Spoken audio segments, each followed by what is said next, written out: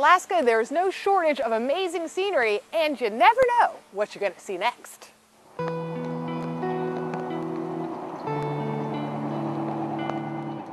We make a stop in a tiny town called Elfin Cove.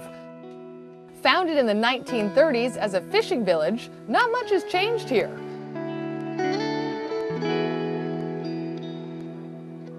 Boats sit idle in the bay while homes line the waterfront. Elfin Cove boasts about 75 seasonal residents. But that's what you're tasting right there. The silver salmon is a coho. But Elfin Cove harbors yet another Alaskan treasure, some of the best darn smoked salmon you ever did see. And the friendly proprietor, Patty, gives me a tour and puts me to work. Bat in first, skin side down. Honey, if this whole reporting thing doesn't work out for me, Patty, you come back and you can bag fish. Okay, great. You should be a bagger. Just has to go over that bar right there. All right. Next, we load the bagged salmon, which has been smoked with her special blend of Sitka alder and spices. And then I just close it down. Just close it down. Close it down and hold it for just a second. But before you can say Patty's FP salmon, these babies are ready to go. I have Vacuum packed, it's very good. ready to be sold. And on the back, In fact, I think I'm going to buy this. We bid farewell to tiny Elfin Cove and head back to Seabird, which takes us into one of Alaska's great destinations, Glacier Bay. Security, security, security, motor vessel Seabird. We cruise through the still waters in this spectacular national park. Glacier Bay is 3.3 million acres, part of a larger 25 million protected acres in this area. It's not only a World Heritage Site, but also a UNESCO Biosphere Reserve. Just up ahead is a little sliver of land known as Boulder Island, and that's where we get a good look at the sea otter. Smallest marine mammal. The only marine mammal that doesn't have any blubber.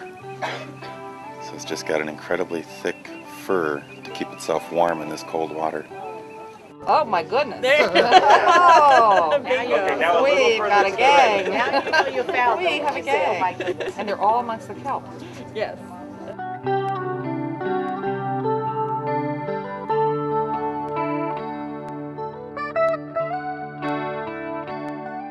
Seabird now maneuvers towards South Marble Island, where we find a myriad of nesting seabirds, among them the tufted puffin, identifiable by the yellow wispy feathers on its head.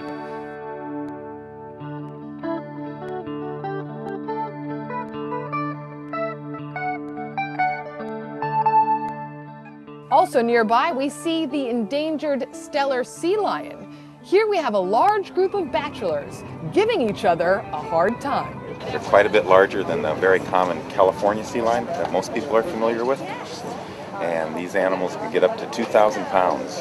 Males are much, much larger than females. I saw a big guy up there on the rock. Yeah, I saw him too. And believe it or not, they get bigger than that. How much do you think that guy weighs? Oh, maybe around 1,000, 1,200 pounds. Just wild guess. The late morning has the ship motoring towards Sandy Cove, and as we approach, a hush falls over the bow as we spot a black bear and her cub foraging on the beach. She's turning over the rocks to scrape off barnacles, to feed on the barnacles, and her cub is learning this from her. The cub was born in February.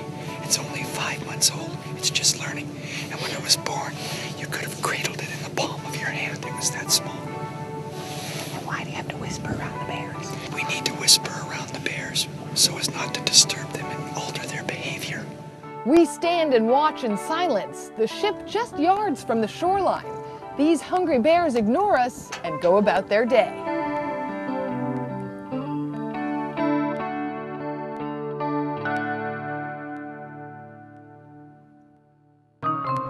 Coming up, we travel to Tracy Arm, one of Alaska's most awesome sights. And the Sawyer Glacier has a spectacular surprise in store. Next on Toni On, Alaska.